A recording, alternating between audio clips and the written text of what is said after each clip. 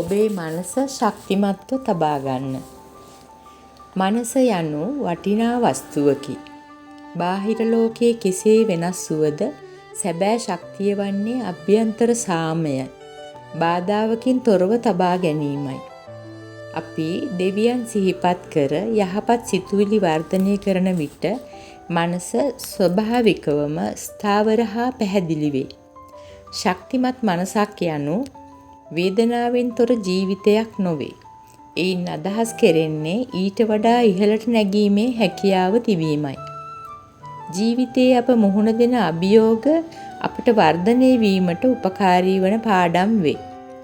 අපි මෙය තේරුම් ගත් විට බිය අතහැර විශ්වාසයෙන් ඉදිරියට යා හැකියි.